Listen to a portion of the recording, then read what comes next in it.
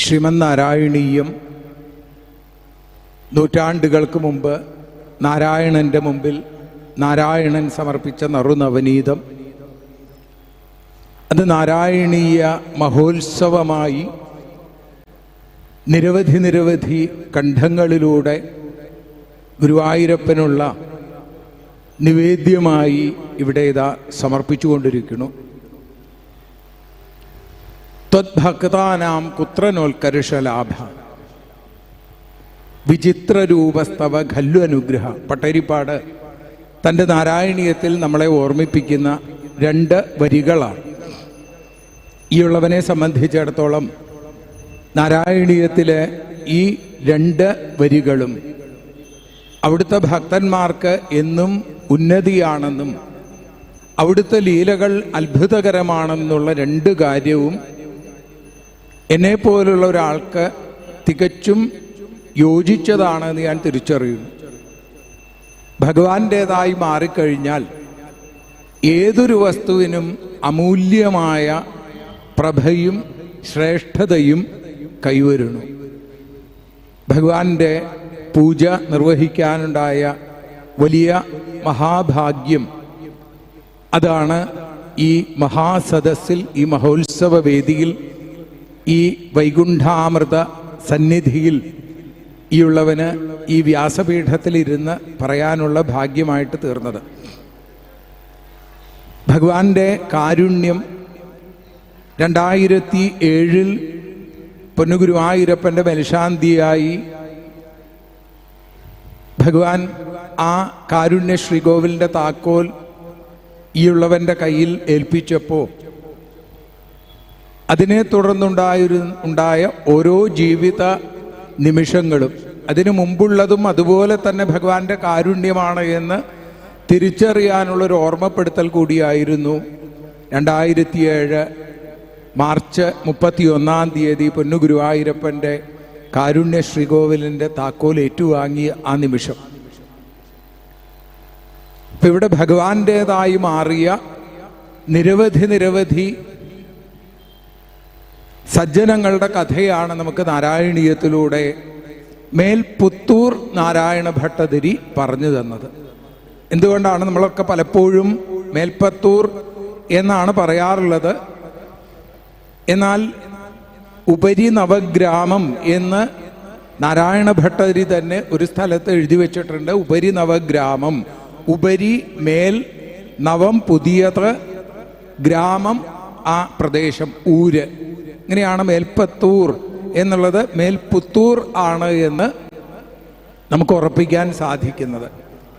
അങ്ങനെയുള്ള മേൽപ്പത്തൂർ നാരായണ ഭട്ടതിരിയുടെ നാരായണീയം, ആ നാരായണീയത്തിലെ പ്രേമഭാവത്തെക്കുറിച്ച് പറയാനാണ് ഇതിൻ്റെ ബന്ധപ്പെട്ട ആളുകൾ എന്നോട് നിർദ്ദേശിച്ചത്. ആ പ്രേമഭാവത്തെക്കുറിച്ച് പറയണമെങ്കിൽ പ്രേമസ്വരൂപനായ ഭഗവാന്റെ അനൽപമായ കാരുണ്യമുണ്ടെങ്കിലേ സാധിക്കുള്ളൂ. പ്രേമം എന്നുള്ള ആ രണ്ടക്ഷരം തന്നെ പലപ്പോഴും സ്ത്രീ പുരുഷ ബന്ധത്തിൻ്റെ ഒരു പ്രതീകമായിട്ടാണ് നമ്മൾ ഉപയോഗിക്കാറുള്ളത്. അത് പലപ്പോഴും പ്രേമമല്ല, അത് കാമമാണ്. എന്നാൽ കാമമില്ലാത്ത നിഷ്കാമമായ സ്നേഹം, അതാണ് പ്രേമം. അപ്പോൾ ആ പ്രേമത്തെക്കുറിച്ച് പറയുമ്പോൾ, ഭാഗവതം ഗോപികമാരെ കുറിച്ച് പറയുമ്പോൾ, നാരായണീയ കർത്താവായ മേൽപ്പത്തൂർ നാരായണ ഭട്ടതിരി അത് വെറും ആരാധികയല്ലെന്നും ആ രാധികയാണ് എന്നും ഉറപ്പിച്ചു പറയുന്ന നിരവധി രംഗങ്ങൾ നമുക്ക് കാണാൻ സാധിക്കും. രാധ എന്ന് പറയുന്നത് തന്നെ പ്രേമത്തിൻ്റെ, നിഷ്കാമമായ സ്നേഹത്തിൻ്റെ, ഉദാത്തമായ ഭക്തിയുടെ ധാരയാണ് അല്ലേ? മഹാദേവന് ധാരയും ഭഗവാന് ശ്രീകൃഷ്ണന് രാധയുമാണ് ഏറ്റവും ഇഷ്ടം എന്ന് പറയാറുണ്ട്. അപ്പം രാധയുടെ കഥ, രാധയ്ക്ക് പ്രിയപ്പെട്ട ഒരു മാസത്തിലാണ് ഇന്ന് നാം ഈ വൈകുണ്ഠാമൃതം നടത്തുന്നത് എന്നുള്ളതും വലിയൊരു ഭാഗ്യമാണ്. ഇന്ന് ശരത് പൗർണമി കഴിഞ്ഞിട്ടുള്ള പ്രതിപദമാണ്. അതുകൊണ്ട് തന്നെ കാർത്തിക മാസം അല്ലെങ്കിൽ ദാമോദര മാസം എന്നറിയപ്പെടുന്ന മാസം ആരംഭിക്കുന്ന ദിവസമാണ്. ആ ദിവസമാണ് നാരായണീയത്തിൻ്റെ പ്രേമഭാവത്തെക്കുറിച്ച് പറയാനുള്ള ഭാഗ്യം ഭഗവാൻ അനുവദിച്ചു തന്നത്. മറ്റൊരു സന്തോഷം കൂടിയുണ്ട്. ഏകദേശം 1.5 പതിറ്റാണ്ടുകൾക്ക് മുമ്പ് ശ്രീമദ് ഭാഗവത സപ്താഹ വേദികളിൽ ഭഗവത് കഥകൾ പറയാൻ തുടങ്ങിയ എനിക്ക് ഭാഗവതത്തിൻ്റെ വംശിയാണെന്നും ആ വംശത്തിൽപ്പെട്ട ആളാണെന്നും, രണ്ടർത്ഥത്തിലും ഭാഗവത വംശത്തിൽപ്പെട്ട ആള്, അതേപോലെ ഭാഗവതമാകുന്ന ഓടക്കുഴലായ ആള് എന്നുള്ള രീതിയിൽ ഒരു ബഹുമതി ആദ്യമായി, എൻ്റെ ജീവിതത്തിൽ ആദ്യമായി, അതിനുശേഷം പല ബഹുമതികളും പലരും തരികയുണ്ടായിട്ടുണ്ട്. ആ ഒരു ബഹുമതി ആദ്യം തന്നത് ഈ നാരായണീയ മഹോത്സവ സമിതിയാണെന്നുള്ളൊരു സന്തോഷം കൂടി ഞാൻ പങ്കുവയ്ക്കുന്നു. ഒരു പക്ഷേ ഇതിൻ്റെ ഈ കാലഘട്ടത്തിലുള്ള ആളുകൾക്ക് ചിലപ്പോൾ ഓർമ്മ വരില്ല. ഇടപ്പള്ളിക്കടുത്ത് കുന്നുപുറം സുബ്രഹ്മണ്യ സ്വാമി ക്ഷേത്രത്തിൽ സപ്താഹ യജ്ഞത്തിന് ശേഷമാണ് എനിക്ക് ജ്യേഷ്ഠതുല്യനായ ഗുരുവായൂരപ്പൻ്റെയും ചോറ്റാനിക്കരമ്മയുടെയും ഒക്കെ, ഗുരുവായൂരപ്പൻ്റെയും ശ്രീധർമ്മശാസ്താവിൻ്റെയും ഒക്കെ മേൽശാന്തിയായിരുന്ന ബ്രഹ്മശ്രീ എഴിക്കോട് ശശി നമ്പൂതിരി ഈ ബഹുമതി തന്നത്. ആ ഒരു സന്തോഷം കൂടി തരുണത്തിൽ ഒന്ന് സ്മരിക്കുന്നു. അപ്പോ പ്രേമഭക്തിയെക്കുറിച്ച് പറഞ്ഞാൽ ഗോപികമാരുടെ പ്രേമഭക്തിയെക്കുറിച്ച് പറയാം. ആ ഗോപികമാർക്ക് പ്രേമഭക്തി പകർന്നു കൊടുത്ത ഓടക്കുഴലിനെ കുറിച്ചും പറയാം, അല്ലേ? ഓടക്കുഴലിനെ പോലെ ആവുക എന്നുള്ളതാണ് അത്രേ ഗോപികമാര് സ്വീകരിച്ച ഒരു ഉപാസനാ തന്ത്രം അല്ലെങ്കിൽ ഉപാസനാ മന്ത്രം. ഓടക്കുഴലിനോട് ഗോപികമാര് ചോദിക്കുകയാണ്, എങ്ങനെയാണ് നിനക്ക് ഭഗവാന്റെ അധരത്തോട് ചേർന്നിരിക്കാൻ സാധിച്ചത്? ശ്രീകൃഷ്ണൻ തൻ്റെ ഹാസം നിറയും അനുപമ സുന്ദര ചുണ്ടിലെന്നും രാഗത്തിൻ തേൻചുരത്തും മധുരമുരളിയെ ഞാനിതാ കൈതൊഴുന്നേൻ. സൗകര്യം കിട്ടുമെങ്കിൽ ഭവതി മുരളികെ ഒന്നു നീ ചൊല്ലിടേണം, ഞാനാകുന്നു ഒരു ജന്മപശുവിനുടെ കഥ നന്ദജൻ തൻ്റെ കാതിൽ എന്ന രാധികാദി ദേവിമാരെ ഗോപികമാരെ ഓടക്കുഴലിനോട് പറഞ്ഞപ്പോൾ ഓടക്കുഴൽ പറഞ്ഞു, നിങ്ങൾക്കും ഇതുപോലെ ആകാം. എങ്ങനെയായാൽ ഉള്ളു ശുദ്ധമായ, ഉള്ളിൽ കാമം, ക്രോധം, ലോഭം, മോഹം, മദം, മാത്സര്യം തുടങ്ങിയ ആ ഷഡ്രിപുക്കളാകുന്ന മാലിന്യങ്ങളെ മാറ്റിക്കളയാൻ സാധിച്ചാൽ, ശുദ്ധശൂന്യമാക്കി വെച്ചാൽ വെറുമൊരു മുളയെ ആ മുകുന്ദൻ മുരളികയാക്കി മാറ്റും. അപ്പം നമ്മുടെ അവസ്ഥയും അങ്ങനെ തന്നെയാണ്. നമ്മളൊക്കെ സാധാരണ ഒരു മുളയാണ്. ജീവിതത്തിൻ്റെ ദുഃഖമാകുന്ന, ദുരിതങ്ങളാകുന്ന, ബുദ്ധിമുട്ടുകളാകുന്ന ചുട്ടുപഴുപ്പിച്ച ഇരുമ്പ് കമ്പികൾ നമ്മുടെ ദേഹത്ത് ദ്വാരങ്ങൾ വീഴ്ത്തുമ്പോൾ ആ ദ്വാരങ്ങളൊക്കെ തന്നെ ദ്വാരകാനാഥനായിരിക്കുന്ന ഭഗവാന് തൻ്റെ ആ കരാങ്കുലികളെ കൊണ്ട് നാദം തീർക്കാനുള്ള വിസ്മയമായി മാറാനാണ് എന്ന് നമ്മൾ മനസ്സിലാക്കിയാൽ മതി. ഉള്ളു ശുദ്ധമാവുകയാണ്. ഇത്തരത്തിലുള്ള എല്ലാ സത്സംഗങ്ങളുടെയും എല്ലാ തരത്തിലുള്ള പ്രഭാഷണങ്ങളുടെയും നാമസങ്കീർത്തനത്തിൻ്റെയും ഒക്കെ പരമമായ ലക്ഷ്യം മനസ്സ് ശുദ്ധമാവുക എന്നുള്ളതാണ്. നമ്മൾ പറയാറുണ്ട് കുട്ടിക്കാലത്തൊക്കെ, മനസ്സിരുത്തി പഠിക്കണം, അല്ലേ? ആ മനസ്സ് ഇരിക്കണമെങ്കിൽ ഓടുന്നതാണ് മനസ്സ്, കടിഞ്ഞാണില്ലാത്ത കുതിരയെപ്പോലെ. ആ കുതിരകളെ നിയന്ത്രിക്കാൻ ഒരേ ഒരാൾക്കേ സാധിക്കുള്ളൂ. അദ്ദേഹമാണ് ലോകസാരഥി, പാർത്ഥസാരഥിയായി നമ്മുടെ തൊട്ട് മിന്നിത്തിളങ്ങുന്ന പൊന്നുഗുരുവായൂരപ്പൻ. ആ ഭഗവാന്റെ കയ്യിൽ ഏൽപ്പിക്കുക. ആധുനിക കാലത്തെ കവിയും അത് തന്നെയാണ് എഴുതിയത്, അല്ലേ? ഭഗവാനെ കളഭം തരാം നിനക്കൻ മനസ്സും തരാം എന്നാണ്. ആ മനസ്സാണ് ഭഗവാന്റെ കയ്യിൽ കൊടുക്കേണ്ടത്. ആ മനസ്സിനെയാണ് ഭഗവാൻ തട്ടിപ്പറിച്ചെടുക്കാറുള്ളത്. അത് സൂക്ഷിച്ചു വെച്ചിരിക്കുന്ന വപുസ്സാകുന്ന മൺകലങ്ങൾ പൊട്ടിക്കളഞ്ഞുകൊണ്ടാണ് ഭഗവാൻ ആ ലീല, വളരെ വിശേഷമായിട്ടുള്ള ഒരു യോഗം ലോകത്തിന് പഠിപ്പിച്ചത് ശ്രീകൃഷ്ണാവതാരത്തിലൂടെ. ക്രിയായോഗം, ഭക്തിയോഗം, ജ്ഞാനയോഗം, കർമ്മയോഗം, ധ്യാനയോഗം, അങ്ങനെ പല യോഗങ്ങളുമുണ്ട്. പക്ഷേ ശ്രീകൃഷ്ണാവതാരം പഠിപ്പിക്കുന്ന ഒരു യോഗമാണ് സ്തേയയോഗം എന്ന് പറയാറുണ്ട്. പട്ടേരിപ്പാട് തന്നെ പറയുന്നു. മോഷണത്തിലൂടെ അവരുടെ ഉള്ളിലെ ഭക്തിയെ പോഷണം ചെയ്യുകയാണ് ഭഗവാൻ ചെയ്തത്. നിങ്ങളുടെ മനസ്സാകുന്ന വെണ്ണ എനിക്ക് തരൂ, നിങ്ങളുടെ വപുസ്സാകുന്ന ആ പാത്രം തകർന്നു പോകട്ടെ, ദേഹബോധം ഇല്ലാതെയാവട്ടെ. അതിന് ഏറ്റവും ഉദാത്തമായ ഏറ്റവും എളുപ്പമായിട്ടുള്ള വഴിയാണ് ഉറക്കെ നാമം ജപിക്കുക എന്നുള്ളത്. നാണം മറന്ന് നാമം ജപിക്കാറായാൽ നാരായണൻ ഉള്ളിൽ മിന്നിത്തിളങ്ങും. എവിടെ വിളി പൊങ്ങുന്നിത് അവിടെ ഭഗവാൻ വരും, എല്ലാം മറന്നു വിളിക്കുവിൻ ഭക്തരെ, കരളുരുകി ഒന്നൂ വിളിച്ചെങ്കിൽ അൻപുരാൻ കൈവെടിഞ്ഞിട്ടില്ല ഇന്നോളം ആരെയും. അപ്പൊ അതുകൊണ്ട് ആ ദേഹബോധം ഇല്ലാതെയാവാൻ കലിയുഗത്തിൽ ഏറ്റവും ഉദാത്തമായ മാർഗമാണ് നാമസങ്കീർത്തനം. നമ്മൾ നേരത്തെ ഭഗവാന്റെ നാരായണീയം എന്ന ആ പഞ്ചാക്ഷരിയെ ഓർമ്മിപ്പിച്ചും കൊണ്ട് ഒരു കീർത്തനം പാടുകയുണ്ടായി. അപ്പൊ എല്ലാവരും നാരായണാഹരേ എന്ന് പാടിയപ്പോൾ അറിയാതെ കുറച്ചു നേരത്തേക്കെങ്കിലും നമ്മുടെ ഉള്ളിലെ ഞാൻ ഇല്ലാതെയാവുകയും അവിടെ പരമപവിത്രമായ ആ നാമത്തിലൂടെ ജ്ഞാനം ഉള്ളിലേക്ക് കടന്നു വരികയും ചെയ്യും. അതുകൊണ്ടാണ് കലിയുഗത്തിൻ്റെ ഏറ്റവും വലിയ ധർമ്മമായിട്ട് നാമസങ്കീർത്തനത്തെ പറയുന്നത്. ആർക്കും എപ്പോഴും എവിടെ വെച്ചും ചെയ്യാൻ കഴിയുന്ന ഉപാസനയാണ്. ഇപ്പോൾ ഇവിടെ പൂജ നടത്തി ആരാധ്യനായ അഡ്വക്കേറ്റ് ത്രിവിക്രമൻ അടികൾ ഇവിടെ അമ്മയ്ക്ക് പൂജ നടത്തുകയുണ്ടായി.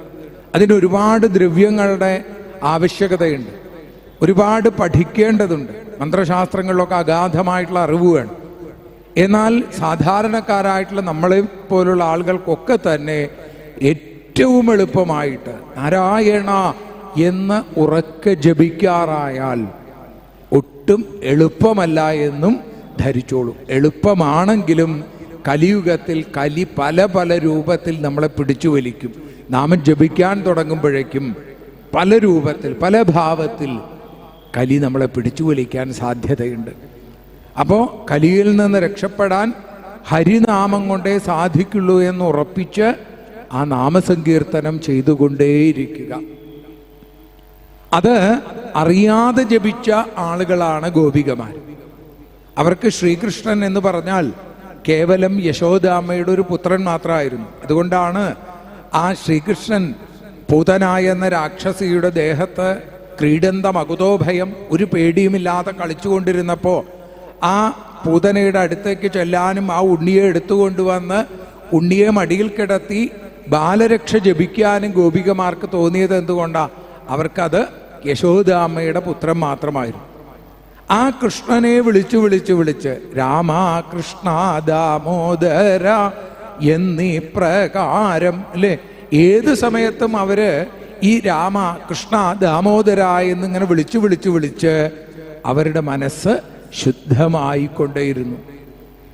കാലത്ത് മുറ്റമടിച്ചു വാരുമ്പോ ഗോപികമാരെന്താ പാടാറുള്ളത്?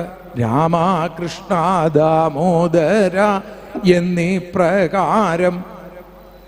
ഒട്ടൂർ ഉണ്ണി നമ്പൂതിരിപ്പാടിന്റെ വിഖ്യാതമായിട്ടുള്ള ആ കീർത്തനത്തിൽ നമുക്ക് കാണാൻ സാധിക്കും. രാധികാദേവിയോട് നാമം ജപിക്കാൻ പറഞ്ഞിട്ട് അവിടെ ആ അമ്മ വിളക്കിൻ്റെ അടുത്ത് ഇരുത്തി പോയി കഴിഞ്ഞാൽ പെട്ടെന്ന് മറ്റു നാമങ്ങളൊക്കെ ജപിക്കുന്നതിനിടയിലാവും രാമ കൃഷ്ണ ദാമോദര എന്നിങ്ങനെ പാടുത്രേ. അത് ഏത് സമയത്തും എപ്പോഴും നമുക്ക് ജീവിതത്തിൽ കൊണ്ടു നടക്കാവുന്ന ഏറ്റവും വലിയ ഉദാഹരണമാണ്. സാധിക്കാൻ വലിയ ബുദ്ധിമുട്ടാണ് താനും. എല്ലാത്തിലും നന്മയെ കാണുക, എല്ലാത്തിലും നല്ലത് കാണാനായിട്ട് സാധിക്കുക. പലപ്പോഴും പറയാറുള്ളത് പോലെ ഇപ്പം ഇന്നൊക്കെ നിങ്ങൾ ഗുരുവായൂരപ്പനെ തൊഴാൻ പോയ സമയത്ത് അവിടുത്തെ കാവക്കാർ മുമ്പിൽ നിന്ന് നമ്മളോട് എപ്പോഴും പറയും അല്ലേ, തൊഴുതുമാറൂ തൊഴുതുമാറൂ തൊഴുതുമാറൂ. ഒട്ടും സന്തോഷം ഉണ്ടാവാറില്ല. കാരണം എത്രയോ കാലം മോഹിച്ച് അവിടെ ചെന്ന് നിൽക്കുമ്പോൾ അവർ തൊഴുതുമാറാൻ പറഞ്ഞു കഴിഞ്ഞാൽ അവരൊരു പക്ഷേ ഈ തിരക്ക് ഒഴിവാക്കാൻ വേണ്ടി തൊഴുതുമാറാൻ പറയണതാവും. പക്ഷേ ഒരു ഭക്തത അതിൽ നിന്നും വലിയ ഒരു സത്യത്തെ കണ്ടെത്തി നമുക്ക് പറഞ്ഞു തരുന്നുണ്ട്. ആ ഭക്ത കണ്ടെത്തിയത് എന്താന്ന് വെച്ചാൽ അവിടെ ഇരിക്കുന്നത് പൊന്നുഗുരുവായൂരപ്പൻ, അതിൻ്റെ മുമ്പിൽ നിൽക്കുന്നത് ജയവിജയന്മാരെ പോലെ ദ്വാരകയുടെ വൈകുണ്ഠത്തിൻ്റെ കാവൽക്കാരെ പോലുള്ള ആ പീതാംബരധാരികളായിട്ടുള്ളവര്. അപ്പം അവർ പറയുന്നതോ അത് ഭഗവാൻ പറയിപ്പിക്കുന്നതാവും. ഭഗവാൻ എന്താ പറയിപ്പിക്കുന്നത്? തൊഴുതുമാറൂ. എന്താ അതിൻ്റെ അർത്ഥം? അവിടെ നിന്ന് തൊഴുതു മാറൂ എന്നാണ് അവരർത്ഥം വയ്ക്കുന്നതെങ്കിലും ഭഗവാൻ വലിയ വിശാലമായിട്ടുള്ള അർത്ഥത്തിലാണ് നമ്മളോട് പറഞ്ഞത്, തൊഴുത് മാറൂ. എത്ര കാലമായി നിങ്ങൾ തൊഴുതു തുടങ്ങിയിട്ട്, അല്ലേ? എത്രയോ വർഷങ്ങളായി നമ്മൾ തൊഴുതു തുടങ്ങിയിട്ട് നമുക്ക് എന്ത് മാറ്റമുണ്ടായി? നമ്മുടെ ഉള്ളില് കാമ, ക്രോധ, ലോഭ, മോഹ, മത, മാത്സര്യാദികൾക്ക് പൂർണ്ണമായ മാറ്റം ഉണ്ടായില്ലെങ്കിൽ വേണ്ട, ചെറിയൊരു മാറ്റം ഉണ്ടായോ? അത് കുറച്ചു കുറഞ്ഞോ? നമ്മുടെ അടുത്ത് നമ്മുടെ ഒപ്പം വരിയിൽ നിൽക്കുന്ന ഏതോ ദൂരദേശങ്ങളിൽ നിന്ന് വന്ന ഏതൊരാളുടെ കയ്യോ കാലോ അറിയാതെ നമ്മുടെ ദേഹത്തൊന്ന് തട്ടിയാൽ നമുക്ക് ദേഷ്യം വരാറുണ്ടോ?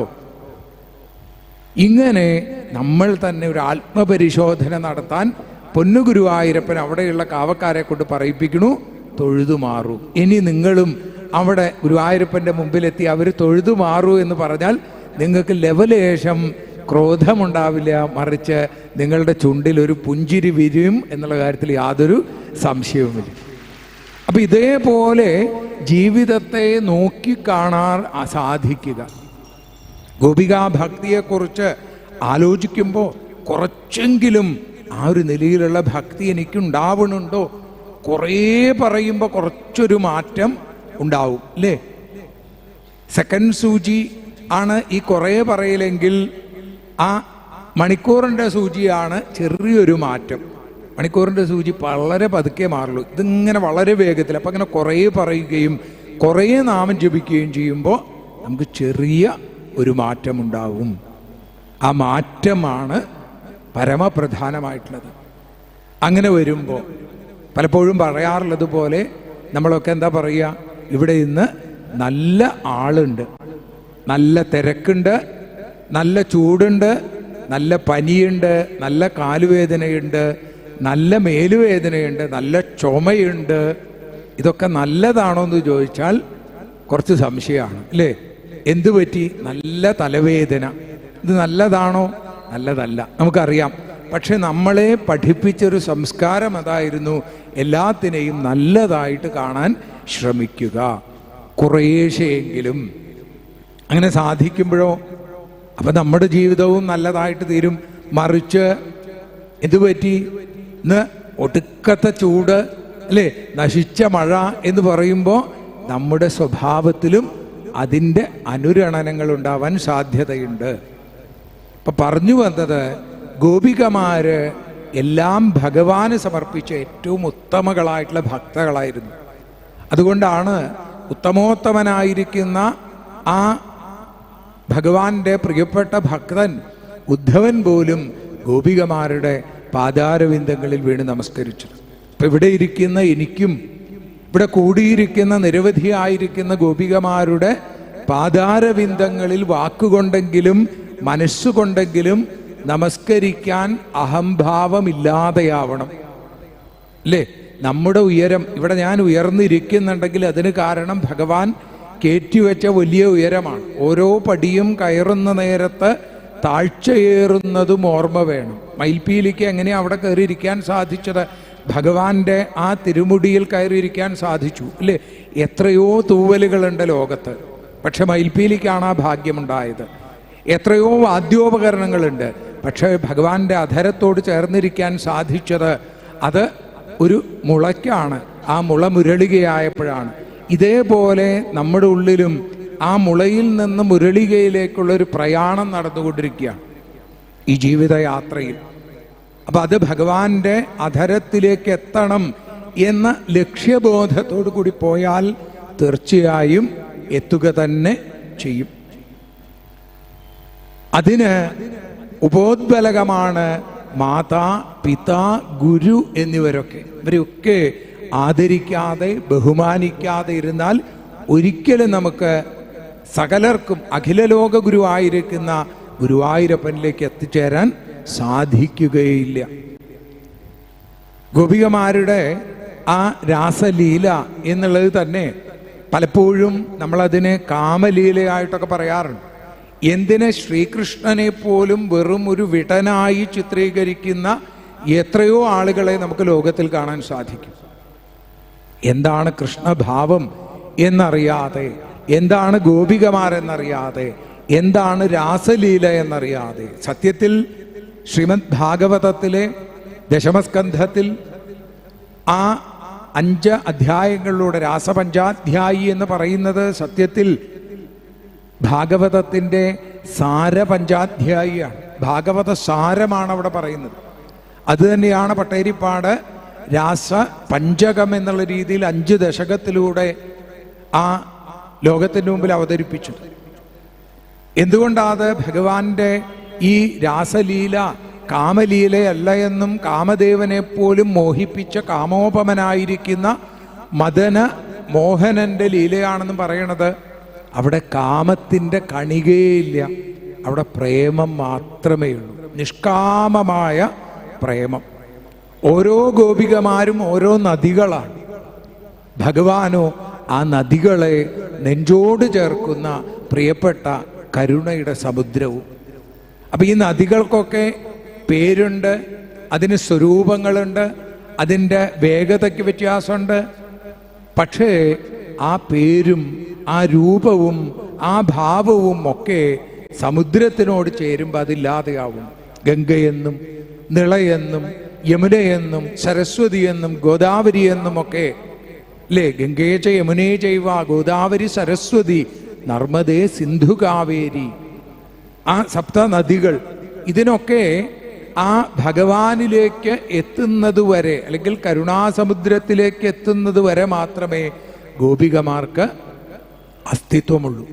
അതേപോലെ നമ്മളും ഭഗവാനിലേക്ക് ചേരുമ്പോൾ പിന്നെ നമ്മളാകുന്ന അസ്തിത്വമില്ലാതെയായി. അതെങ്ങനെ ചേരാൻ സാധിക്കും? അതിനാണ് ഗുരുവായൂരിലേക്ക് പോകണം എന്ന് പറയുന്നത്. മഹാകവി ഭക്തകവി പി കുഞ്ഞിരാമൻ നായർ പറയുന്നുണ്ട്, ഗുരുവായൂരിലേക്കുള്ള വഴി ചോദിച്ചു നിൽക്കവേ എന്നിൽ നിന്ന് എന്നിലേക്കുള്ള ദൂരം കണ്ട് അമ്പരന്നു ഞാൻ.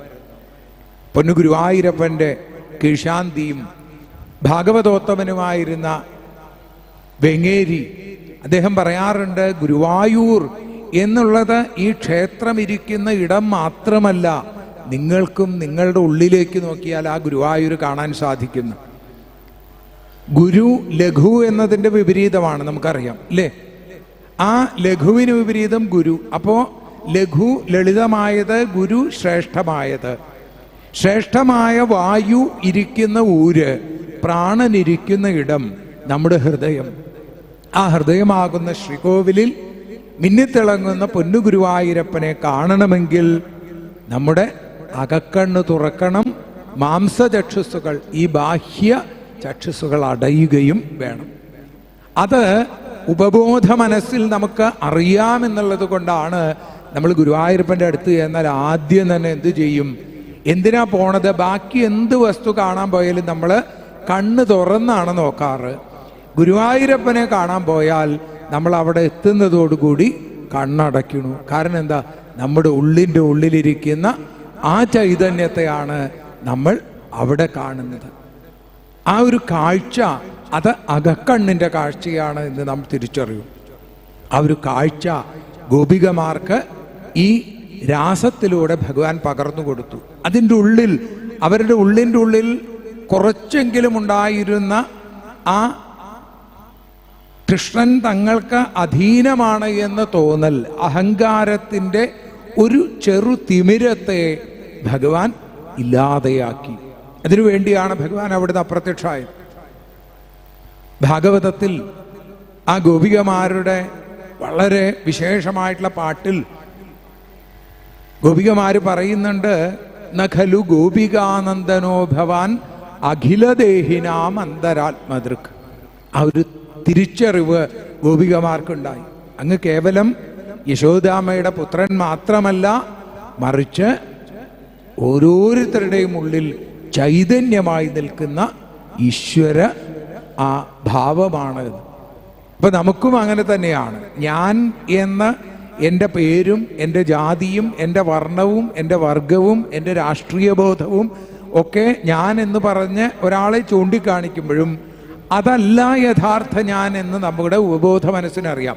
അതുകൊണ്ടാണ് നമ്മൾ ഞാൻ എന്ന് പറയുമ്പോൾ ഭഗവാനെ തൊട്ടിട്ടാണ് പറയാറുള്ളത്, അല്ലേ? നമുക്ക് ഒരുപാട് സ്ഥലങ്ങളുണ്ട്. ഇപ്പോൾ മാറിൽ തന്നെ വലതു ഭാഗത്ത് തൊട്ടിട്ട് ഞാൻ എന്ന് പറയില്ല, ഞാൻ എന്ന് പറയുമ്പോൾ ആ ഹൃദയത്തെ തൊട്ടാണ് നമ്മൾ പറയുക. നമ്മുടെ തലയിൽ തൊട്ടോ നമ്മുടെ കാലിൽ തൊട്ടോ കയ്യിൽ തൊട്ടോ ഒന്നും പറയാറില്ല ഞാൻ. അപ്പം ഞാൻ എന്നുള്ളത് ആ യഥാർത്ഥമായ ജ്ഞാനം ആ ഈശ്വരനാണ് എന്ന് നമ്മൾ തിരിച്ചറിയുന്നുണ്ടെങ്കിലും മായയുടെ ആവരണശക്തിയാലും വിക്ഷേപശക്തിയാലും നമ്മളത് കാണാതെ പോകുന്നു എന്ന് മാത്രമേ. അത് തുറക്കാനുള്ള വഴിയാണ് ഭഗവാന്റെ നാമസങ്കീർത്തനം.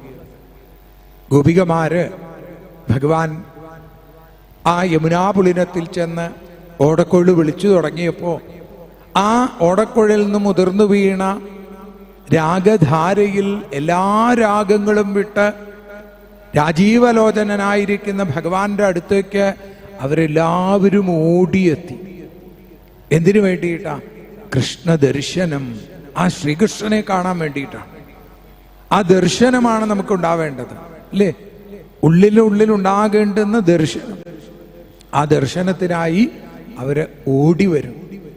അപ്പോ ശ്രീകൃഷ്ണൻ നിരവധി ഗോപികമാരോടുകൂടി യൂഥം എന്നാണ്, കോടിക്കണക്കിന് വരുന്ന ഗോപികമാരോടുകൂടി നൃത്തം ചെയ്യാൻ പുറപ്പെടുന്നു എന്ന് പറഞ്ഞ് വിചാരിച്ചപ്പോ കാമദേവന്റെ മനസ്സിൽ ഇത് ശ്രീകൃഷ്ണനാകുന്ന പുരുഷനും ഗോപികമാരാകുന്ന സ്ത്രീകളും തമ്മിലുള്ള ഒരു നൃത്തം എന്നാണ് കാമദേവന് തോന്നിയത്. കാമദേവനൊരു അഹങ്കാരം ഉണ്ടായിരുന്നു. ഞാൻ പലരെയും തോൽപ്പിച്ചിട്ടുണ്ട്. സരസ്വതീ ദേവിയെ കാമാർത്തനായി പ്രാപിക്കാൻ ശ്രമിച്ച ബ്രഹ്മാവിനെ ഞാൻ തോൽപ്പിച്ചു. എന്തിന്? ദേവേന്ദ്രനെ. മഹാദേവനിൽ പോലും ക്രോധമുണ്ടാക്കാൻ എനിക്ക് സാധിച്ചു. ഇനി ശ്രീകൃഷ്ണനെ കൂടി ജയിച്ചാൽ ഞാൻ ലോകത്തിൻ്റെ മുഴുവൻ അധിപതിയാവുമെന്ന് വിചാരിച്ചിട്ടാണ് കാമദേവൻ വന്നത്. തൻ്റെ 5 ശരങ്ങളും ചേർത്ത് വെച്ച് ഭഗവാന് നേരെ അമ്പെയ്യാൻ പുറപ്പെട്ട ആ കാമദേവന് സൗന്ദര്യോത്തരതോപി സുന്ദരതരം എന്ന് പട്ടേരിപ്പാട് ഉറക്കെ പ്രഖ്യാപിക്കുന്ന ഭഗവാനെ കണ്ടപ്പോൾ ആ സൗന്ദര്യത്തിൻ്റെ ആ നീലിമയിൽ എല്ലാം മറന്ന് ആ നീലകണ്ഠന് ക്രോധമുണ്ടാക്കിയ കാമദേവൻ നീലവർണ്ണനായിരിക്കുന്ന ഭഗവാന്റെ നീലിമയിൽ എല്ലാം മറന്ന് മോഹാലസ്യപ്പെട്ടു വീണു. അതുകൊണ്ടാണ് ഭഗവാൻ മദന മോഹനനായത്, മദന ഗോപാലനായി മാറിയത്. അതുകൊണ്ടാണ് ഇത് രാസലീല കാമലീലയല്ലെന്നും കാമദേവനെ പോലും തോൽപ്പിച്ച കാമോപമനായ കാർമേഘവർണ്ണന്റെ കാരുണ്യത്തിൻ്റെ കനിവിൻ്റെ കിനിവാണ് ഈ ലീലയെന്നും ആചാര്യന്മാർ നമ്മളെ ഓർമ്മിപ്പിക്കുന്നത്. ആ ഒരു ഭാവത്തിലൂടെ നമുക്ക് കാണാൻ സാധിക്കണം. ഭാഗവതത്തെ കാണുമ്പോൾ, നാരായണീയത്തെ കാണുമ്പോൾ, ജ്ഞാനപ്പാന ചൊല്ലുമ്പോൾ, അല്ലെങ്കിൽ ഗീത പഠിക്കുമ്പോൾ, ഇങ്ങനെയൊക്കെയാണ്. രാമായണം ചൊല്ലുകയും ഭാഗവതം കേൾക്കുകയും ഗീത പഠിക്കുകയും ഒക്കെ ചെയ്യണമെന്നാണ് പറയുക. ശ്രീമദ് ഭാഗവതം ശ്രാവ്യം എന്നാണ്. അപ്പൊ ഭാഗവത സപ്താഹങ്ങളിലൊക്കെ നമ്മൾ എത്ര കണ്ട് ശ്രദ്ധയോടുകൂടി ഇരിക്കാൻ സാധിക്കുമോ? പൃഥു മഹാരാജാവ് പറയുന്നത് പോലെ ഭഗവാനോട് നമ്മൾ എന്താ പ്രാർത്ഥിക്കേണ്ടത്? വിധൽസ്വ കർണായുധം, അയുധം കർണം വിധൽസ്വ. എനിക്ക് 10,000 ചെവികൾ തരണേ ഭഗവാന്. കാരണം ഈ 2 ചെവി കൊണ്ട് കേട്ടിട്ട് മതിയാവണില്ല, അത്രയധികം ശക്തി എനിക്ക് തരണം. ഏത് ഭാഗത്തു കൂടിയൊക്കെയോ ഈ ഭാഗവതത്തിൻ്റെ ശബ്ദതരംഗങ്ങൾ പറന്നു പോകുന്നുണ്ടോ അതിനെയൊക്കെ പിടിച്ചെടുക്കാൻ പാകത്തിന് എനിക്ക് ചെവി തന്ന് അനുഗ്രഹിക്കണേ എന്നാണ് പൃഥു മഹാരാജാവ് പ്രാർത്ഥിച്ചത്. ഇപ്പൊ ഭാഗവതം കേൾക്കാനുള്ളതാണ്, ഗീത പഠിക്കുകയാണ് വേണ്ടത്. അതിനെ പഠിച്ച് അതിൻ്റെ അന്തരാർത്ഥത്തെ ജീവിതത്തിൽ പകർത്താൻ നമുക്ക് സാധിക്കണം. രാമായണം ചൊല്ലുകയാണ് വേണ്ടത്, നാരായണീയം ചൊല്ലുകയാണ് വേണ്ടത്. ഇത് സ്തോത്രകാവ്യമാണ്. പട്ടേരിപ്പാടിനെ പോലെ നമ്മളും ഭഗവാനോട് പ്രാർത്ഥിക്കുകയാണ്, രോഗശാന്തിക്കും ഭക്തിപൂർത്തിക്കും വേണ്ടി ഭഗവാനെ അനുഗ്രഹിക്കണേ എന്ന്. അപ്പോൾ ആ ഗോപികമാര് ഭഗവാന്റെ ഓടക്കുഴൽ നാദം കേട്ട് ഓടി വന്നപ്പോൾ സജ്ജനങ്ങൾ പറയാറുണ്ട്, വടക്കൻ ഭാരതത്തിൽ തീർത്ഥാടനം ചെയ്തിട്ടുള്ള ആളുകൾക്കറിയാം, വൃന്ദാവന പുണ്യഭൂമിയിൽ, ആ വ്രജഭൂമിയിൽ ഗോപികേശ്വർ എന്ന പേരിൽ സാക്ഷാൽ മഹാദേവന്റെ ഒരു പ്രതിഷ്ഠയുണ്ട്. ഉച്ചവരെ ഏത് രൂപത്തിലാണ്? മഹാദേവനെ പോലെ ശിവലിംഗ ഭാവത്തിൽ ആണ്. ഉച്ച തിരിഞ്ഞാൽ പിന്നെ ഗോപികമാരെ പോലെ വലിയ പാവാടയൊക്കെ ചുറ്റിയിട്ടാണ് ആ വിഗ്രഹം അലങ്കരിക്കുക. അന്ന് രാസലീലയിൽ മഹാദേവനും ഒരു ഗോപികയായി അവിടെ പങ്കെടുത്തു എന്നാണ്. കാരണം ഗോപികമാർക്ക് മാത്രമേ അവിടെ പ്രവേശനം ഉണ്ടായിരുന്നുള്ളൂ.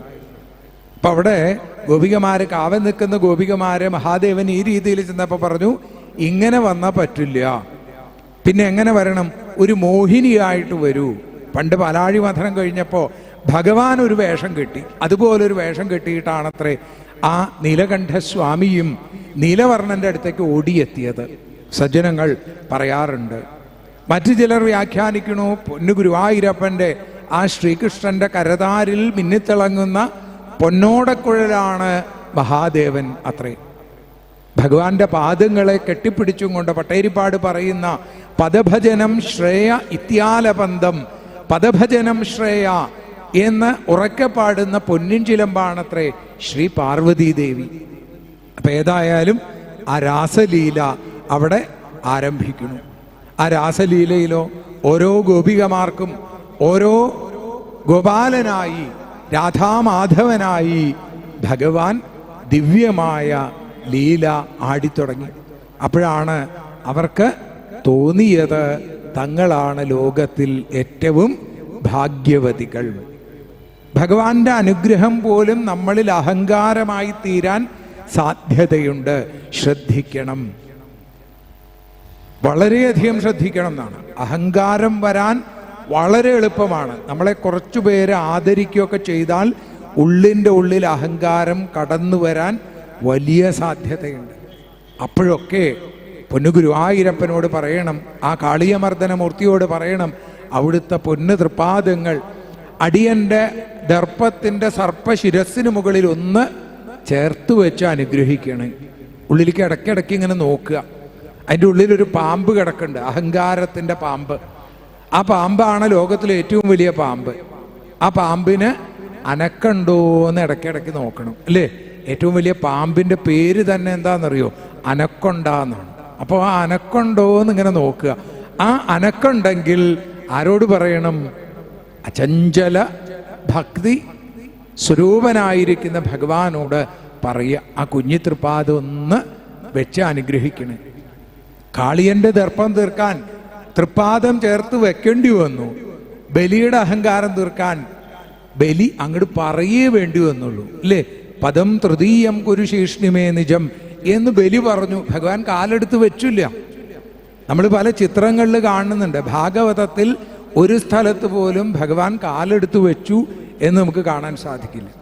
അങ്ങനെയുള്ള ഭഗവാനെ, വാമനമൂർത്തിയെ നമ്മൾ ഓണക്കാലത്തൊക്കെ അറിവില്ലായ്മയുടെ പേരിൽ ചതിയനായും ബലിയെ ചവിട്ടി താഴ്ത്തിയവനായിട്ടൊക്കെ കണക്കാക്കാറുണ്ട്. ബലിക്ക് സുതലം കൊടുത്ത ആളാണ് ഭഗവാൻ, പ്രേമസ്വരൂപൻ. അപ്പൊ പറഞ്ഞു വന്നത്, ഗോപികമാരുടെ ഉള്ളിൽ അഹങ്കാരം ഉണ്ടായപ്പോൾ ഭഗവാൻ എന്ത് ചെയ്തു? ആ ദർപ്പത്തെ ഇല്ലാതെയാക്കാൻ ഭഗവാൻ അവിടുന്ന് മെല്ലെ അപ്രത്യക്ഷമായി. ഭഗവാനെ തേടി നടക്കുകയാണ് ഗോപികമാര്. നമ്മൾ ഓരോരുത്തരും തേടി നടക്കേണ്ടത് ആരെയാണ്? ആ ഭഗവാനെയാണ്. ഭഗവാൻ അപ്രത്യക്ഷമായപ്പോ പട്ടേരിപ്പാട് കൃത്യമായിട്ട് പറഞ്ഞു, രാധാദേവിയെയും കൊണ്ട് അപ്രത്യക്ഷമായി ഭഗവാൻ. പിന്നീട് രാധയിലും കുറച്ചൊരു അഹങ്കാരം കൊണ്ടപ്പോ അവിടെ നിന്നും ഭഗവാൻ മാറിപ്പോയി. പിന്നെ രാധികാദേവിയോടൊപ്പം അവരെല്ലാവരും ചേർന്ന് ഭഗവാനെ അന്വേഷിച്ച് നടന്നു. അവർ ചോദിച്ചു എല്ലാവരോടും, കണ്ടുവോ നിങ്ങളെങ്ങാനും കൊണ്ടൽ മണിവർണ്ണനെ? പൂക്കളോട്, പുഴകളോട്, കാറ്റിനോട്, എന്തിനോടും അവർക്ക് ഒരേ ഒരു ചോദ്യം, കണ്ടുവോ നിങ്ങളെങ്ങാനും കൊണ്ടൽ മണിവർണ്ണനെ? അങ്ങനെ അവർ കരഞ്ഞു കരഞ്ഞു കരഞ്ഞു തളർന്നപ്പോ അവരുടെ ഉള്ളിലെ ആ പരിപൂർണമായ അഹങ്കാരത്തിന്റെ കണിക ഒട്ടും തന്നെ ഇല്ലാതെയായ സന്ദർഭത്തിൽ ഭഗവാൻ അവരുടെ മുമ്പിൽ വീണ്ടും പ്രത്യക്ഷപ്പെട്ടു. അപ്പോഴവര് ഉറക്കെ പാടി. ശ്രീമദ് ഭാഗവതം ഗോപികമാരുടെ വിലാപത്തിന്റെ രൂപത്തിലാണ് ആ രംഗത്തെ അവതരിപ്പിച്ചത്, അല്ലെങ്കിൽ സമ്മതാവർത്തത്തിൽ അവതരിപ്പിച്ചതെങ്കിൽ അത് കുറച്ചുകൂടി ആനന്ദത്തിന്റെ സന്ദർഭമാണെന്ന് കരുതി പട്ടേരിപ്പാട് ഗോപികളുടെ പരമാഹ്ലാദത്തെ ദ്യോതിപ്പിച്ചും കൊണ്ടാണ് 4ാമത്തെ ദശകത്തിൽ അത് വർണ്ണിക്കുന്നത്, അല്ലേ? തവവിലോകനാൽ ഗോപികാജന പ്രമദ സങ്കുല പങ്കജേക്ഷണ അമൃതധാരയാ സംപ്ലുതായിവ സ്ഥിമിതതാം ദധൂ ത്വൽപുരോഗതാം എന്ന രീതിയിൽ പാടിയത്. പിന്നീടോ ആ താളത്തേക്കാൾ ചടുലമായ താളത്തിലൂടെ പട്ടേരിപ്പാട് ഭഗവാന്റെ ദിവ്യമായ രാസലീല, ഭാഗവത സാരലീലയെ അവിടെ അവതരിപ്പിച്ചു. അവിടെ ആനന്ദത്തിൻ്റെ ആ കുസുമ മഞ്ജരിയായി രാസലീല അവതരിപ്പിക്കും അല്ലേ, 5 ദശകങ്ങളിലൂടെ. അപ്പൊ അങ്ങനെ ആ ഗോപികമാര് ഭഗവാനെ നേടിയെടുത്തു. അറിഞ്ഞോ അറിയാതെയോ നാം ജപിക്കുന്ന നാമം പോലും നമ്മളെ ശുദ്ധമാക്കുന്നു. ഭാഗവതം പറയുന്നുണ്ട് ആ ജാമിളന്റെ കഥയിലൂടെ അല്ലേ. അതുകൊണ്ട് ഈ നാരായണീയ മഹോത്സവ വേദി, നാമസങ്കീർത്തനത്തിൻ്റെ മഹനീയ വേദി, അത് തീർച്ചയായും നമ്മളിൽ ആ നാരായണീയ പ്രേമത്തോടൊപ്പം നാരായണ പ്രേമവും നമ്മളിൽ ഉണ്ടാക്കും. രണ്ടും രണ്ടല്ല, ഒന്ന് തന്നെയാണ് എന്ന് സജ്ജനങ്ങൾ നമ്മളെ ഓർമ്മിപ്പിക്കുന്നു. അങ്ങനെയുള്ള ആ കാരുണ്യത്തിന് മുമ്പിൽ സമയം തീരുകയാണ്. അപ്പോൾ ഗുരുവായൂരപ്പൻ്റെ മേൽശാന്തി സ്ഥാനത്തെക്കുറിച്ച് ഒന്ന് സ്മരിച്ചും കൊണ്ട് ഒരു കീർത്തനം പാടി സമർപ്പിക്കാം. സർവത്ര ഗോവിന്ദനാമ സങ്കീർത്തനം ഗോവിന്ദ ഗോവിന്ദ സദാ സർവത്ര ഗോവിന്ദനാമ സങ്കീർത്തനം ഗോവിന്ദ ഗോവിന്ദ. ഗുരുവായൂരിലെ പൂജകനാകാൻ കഴിഞ്ഞതൻ ഭാഗ്യം, ഇരുവട്ടം നീ പൂജകനാക്കി എൻ്റെ മഹാഭാഗ്യം. 2 മണിക്ക് എഴുന്നേറ്റു ഞാൻ കുളിക്കുവാൻ പോയി, 2:30 മുങ്ങിക്കേറി പുതുവസ്ത്രം ചുറ്റി. ഗോകുലപാലനു മുന്നിൽ ഞാനും നാമങ്ങൾ ചൊല്ലി, ഗോപുരമണിയതു മുട്ടി സമയം 3 സത്യം. കണ്ണൻ തന്നെ തിരുനട ഞാനും തുറന്നൊരാ നേരം, കണ്ണീരോടെ ഭക്തജനങ്ങൾ നിർമാല്യം കണ്ടു.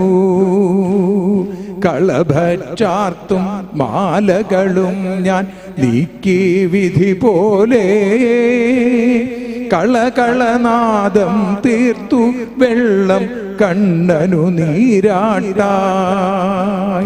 അതിനും മുമ്പേ അഞ്ജനശിലയിൽ നിർമ്മല തൈലത്താ അഭിഷേകത്തെ ചെയ്തു ഞാനും അത്ഭുത ഭാവത്തിൽ. ഗോവിന്ദ ഹരി ഗോവിന്ദ ഹരി ഗോപി ഗോപാല,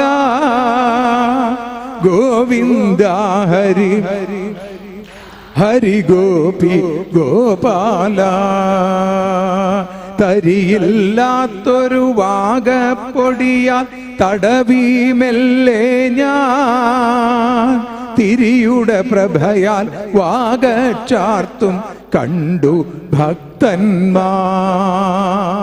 സപ്തസരസ്സിനെ ആവാഹിച്ചൊരു ശംഖാലഭിഷേകം, തപ്ത മനസ്സിനു മറുപടി കുംഭം കൊണ്ടൊരു അഭിഷേകം. കിരീടി തന്നെ സാരഥിയാകും പവനപുരാധീശൻ, കിരീടമൊന്നു ധരിച്ചു മെല്ലെ പുഞ്ചിരി തൂകുന്നു. മലരും പഴവും വെണ്ണയുമെല്ലാം കണ്ണനു നേദിച്ചു, മണിവർണ്ണൻ തൻ മുഖത്തു ഭക്ത്യ ചന്ദനമണിയിച്ചു. തുറന്നു ഞാനും കാരുണ്യത്തിൽ തിരുനടയന്നേരം, അകന്നു എന്നുടെ ക്ഷീണമതെല്ലാം കൃഷ്ണ സഹായത്താൽ. നൈപായസമതു തയ്യാറായി ഉഷസ്സിനാദ്യത്തിൽ നൈവേദ്യത്തെ നൽകി കണ്ണനു ഉഷതൻ പൂജയതായി. ഗോവിന്ദ ഹരി ഗോവിന്ദ ഹരി ഗോപി ഗോപാല ഗോവിന്ദ ഹരി ഹരി ഗോപി ഗോപാല. കുളിച്ചു വന്നു വൈകിടാതെ എതിർത്തു പൂജയ്ക്കായി കുളിച്ചു ഞാനും വിയർപ്പിനാലെ കിതച്ചുവെന്നാലും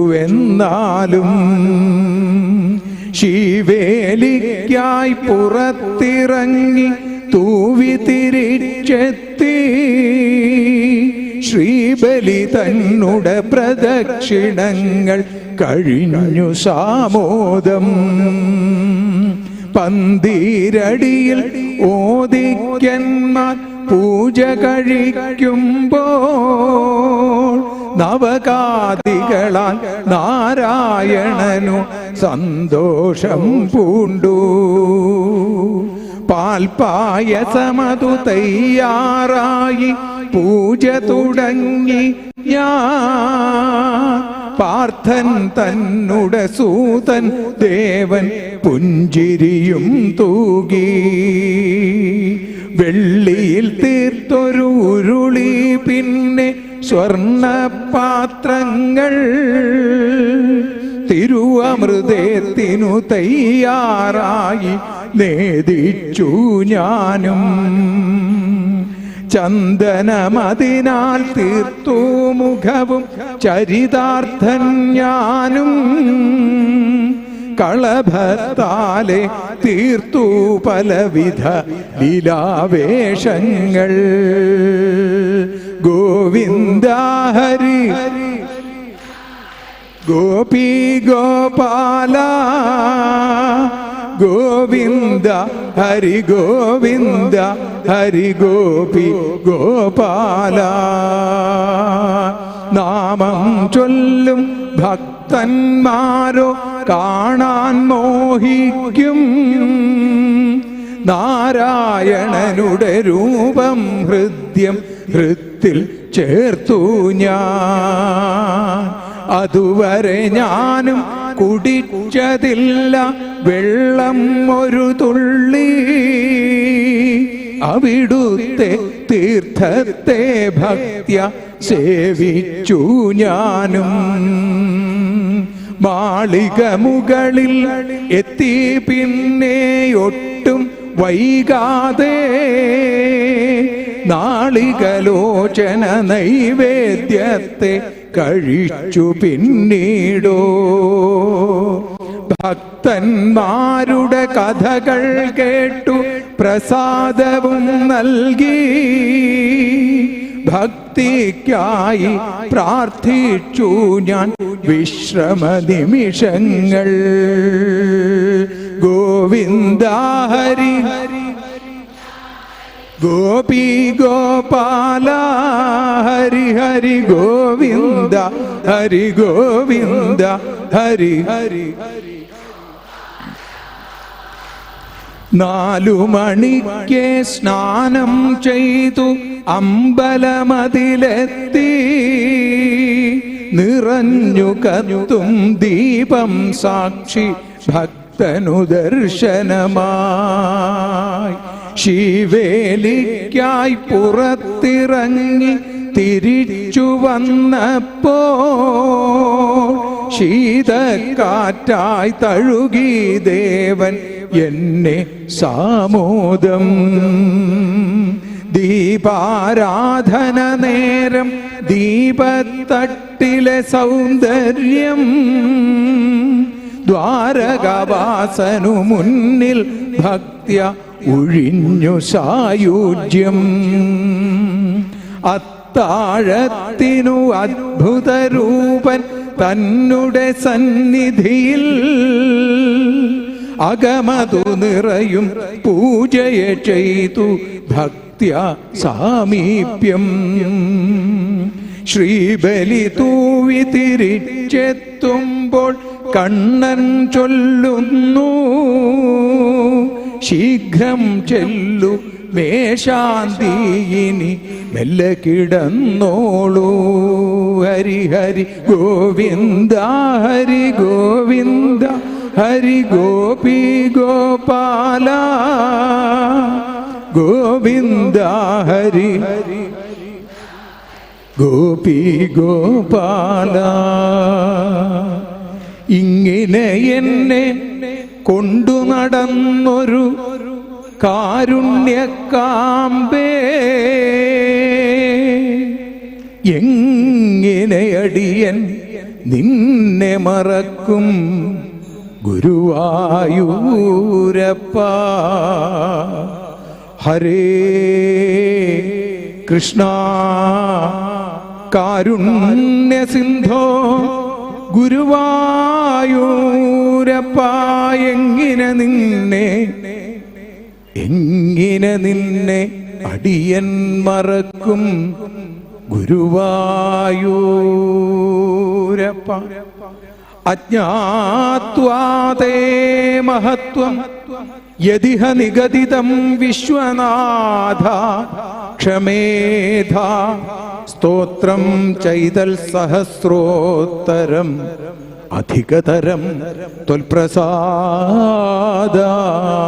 ഭൂയാൽ.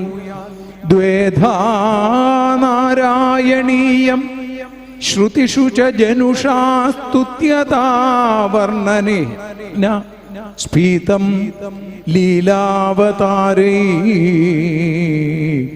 ഇദമിഹ കുരുതാം ആയുരാരോഗ്യസൗഖ്യം.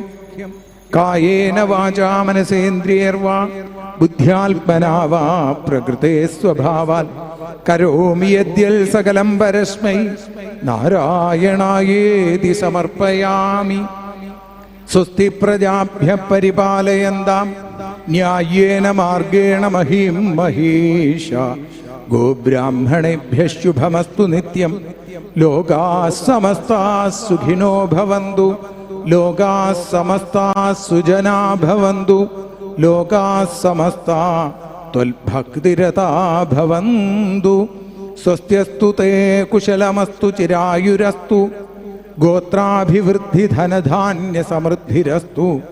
ഐശ്വര്യമസ്തു ബലമസ്തു രിപുക്ഷയോസ്തു. വംശേ സദൈവ ഭവതാം ഹരിഭക്തിരസ്തു.